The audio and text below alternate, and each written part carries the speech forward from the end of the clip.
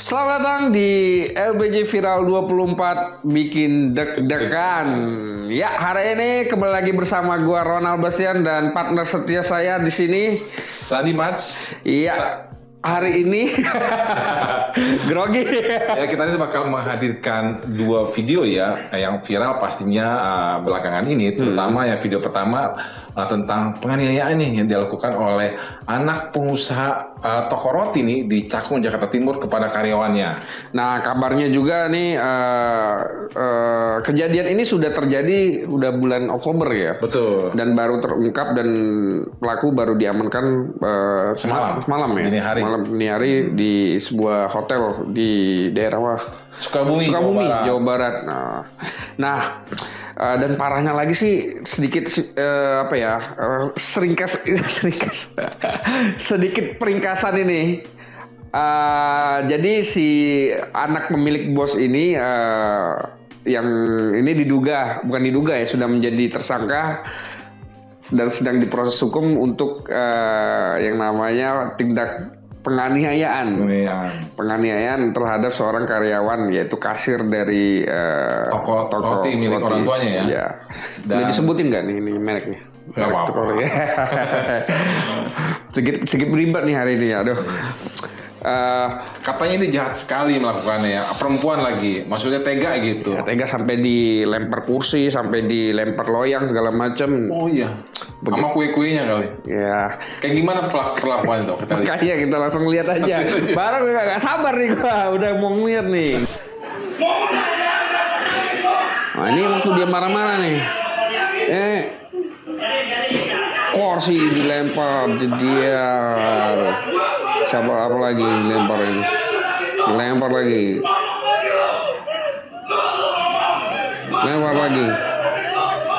Emaknya sampai ditarik begitu ya. Emaknya kan?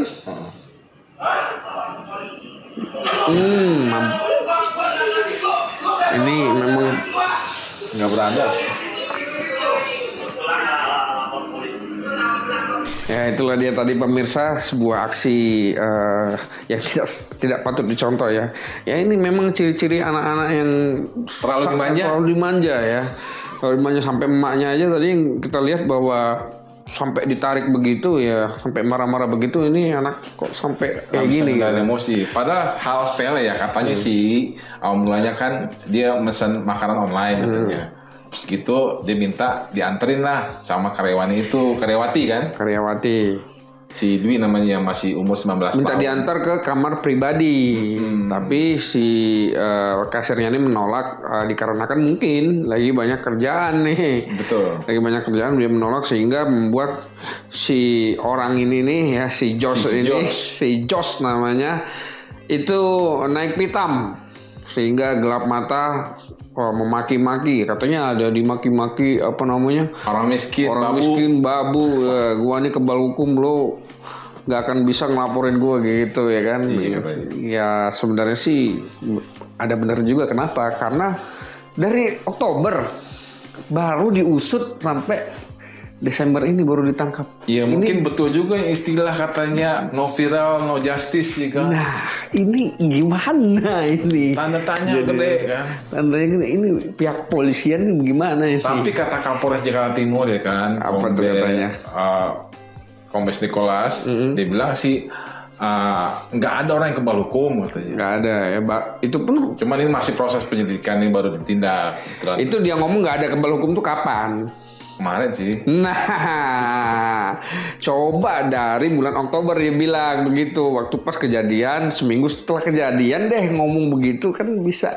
Iya, padahal nih si korban, si Dwi ini, dia sehari setelah kejadian, yang bikin badan dia katanya pada memar-memar dan kepalanya bocor katanya. Iya. Karena lempar kursi dan mesin edisi. Dan sama itu tuh tempat sholat. Loyang. Enggak, tempat sholatif yang biasa taruh sholatif bening tuh, taruh dilempar juga. Itu kan rumahnya, tempatnya itu kan berat. Iya, betul. Untuk kena kakinya katanya, dia cerita kena kakinya doang. Jadi padahal barang buktinya sudah banyak ya.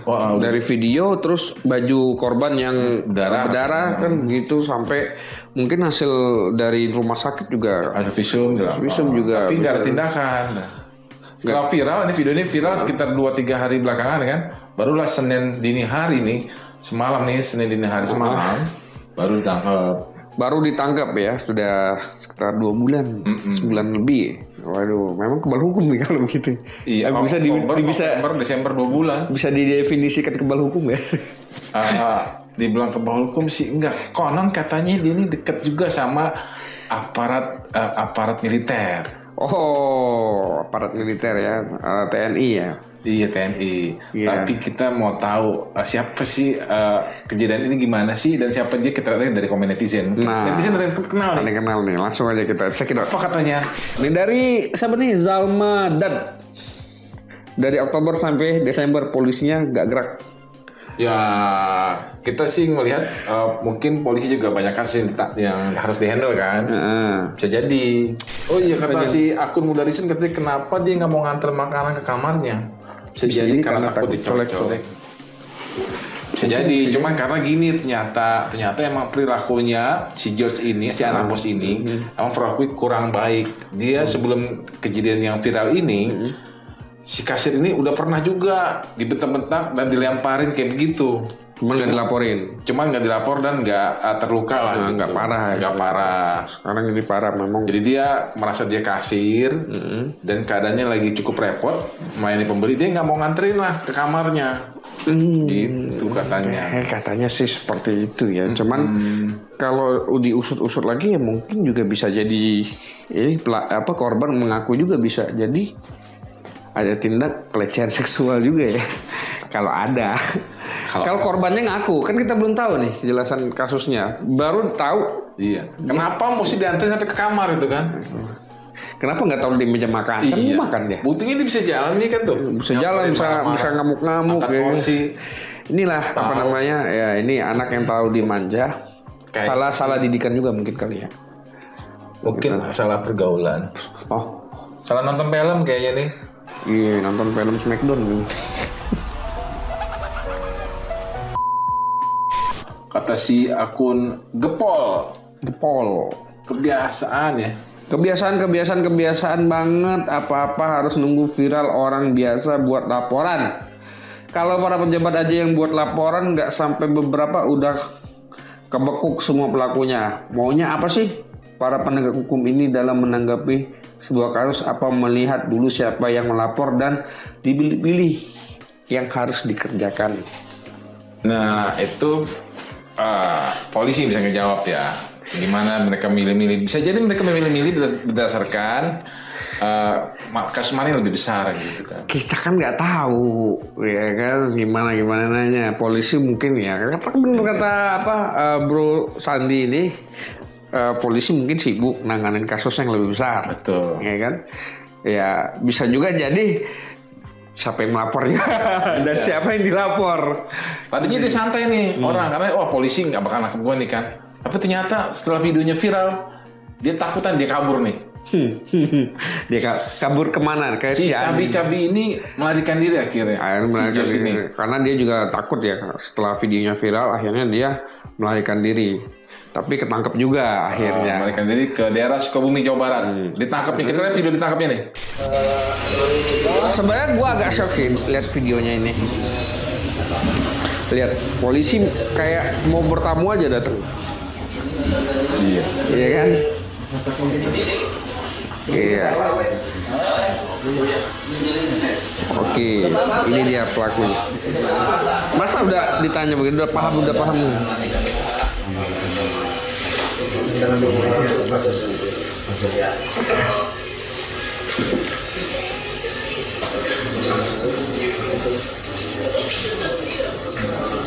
Kok kayak ini main ke kamar itu tuh.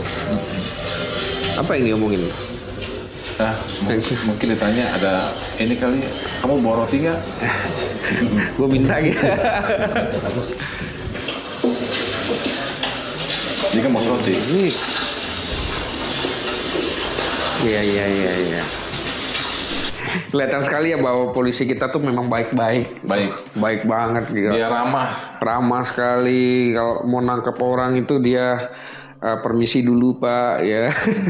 Ya udah tahu ya kasusnya apa ya gitu ya. Tapi kalau ini viral, yang turun bukan lagi Polres Jakarta Timur nih. Terus apa tuh? Yang turun langsung Reskrimum Polda Metro Jaya nih.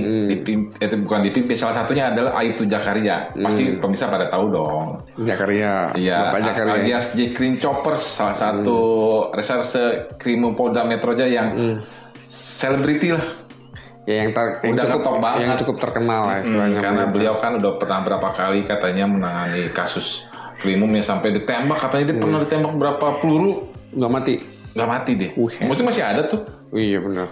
Berarti dia masih diberikan umur untuk memberantas kejahatan. Ya, ya semoga saja penegakan hukum ini memang benar-benar ditegakkan hukumnya dengan seadil-adilnya gitu loh. Betul. Ya jangan sampai aja sih Pak, udah tahu kasusnya Pak apa? Udah tahu ya kasusnya apa ya udah. Ternyata Bang Jacqueline ini baik orangnya. Baik sekali orangnya, Ramah. gila, ramah sekali kalau mau nangkep orangnya. Gila, kita lihat bagaimana komentar netizen nih, langsung aja cekidot. Ini komentarnya ya, sorry ya pemirsa ya. Sebentar. Ini komentarnya ini agak-agak gimana gitu ya. Iya. Makanya pemirsa lihat aja nih. Gue nggak berani bacain nih. Ada komentar-komentar yang apa namanya yang sedikit tidak etis ya kalau kita sebut. Makanya pilih-pilih dulu nih. Ini agak bahaya dia, ada sensitif nih. Oh nih dari Budi Permana 1. Mantap kalau sudah Bang Jacqueline Choppers.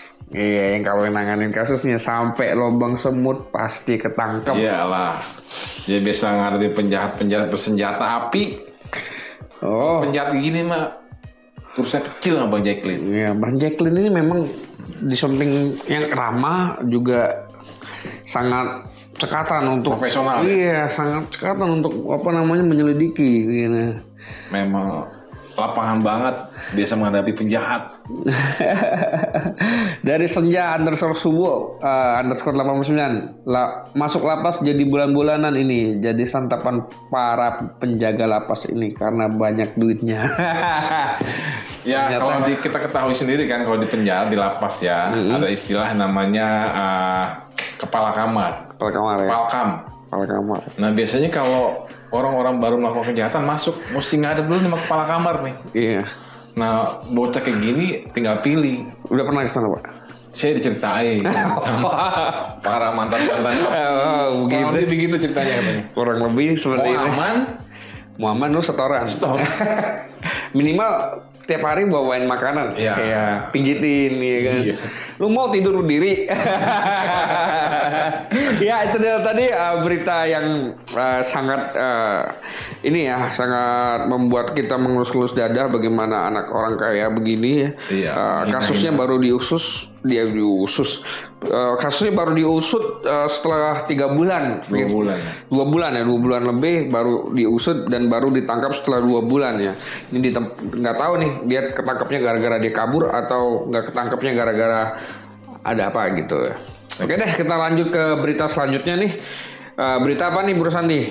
Ya, kita lanjut video kedua. Bagaimana Ketua KPK nih terkejut nih, dia melihat laporan LHKPN yang katanya ada mobil Fortuner, mobil mewah, cuma harganya 6 juta rupiah. 6 juta rupiah. Iya, jadi menurut KPK ada yang ngakal-ngakalin nih harga barang termasuk mobil mewah dicantumin cuma 6 juta. Kita lihat langsung aja. Gimana kata Ketua KPK sementara nih Bapak Nawawi Bapak Nawawi Polowango. Ya, kita langsung saja cek it out. Ada Fortuner diisi harganya 6 juta.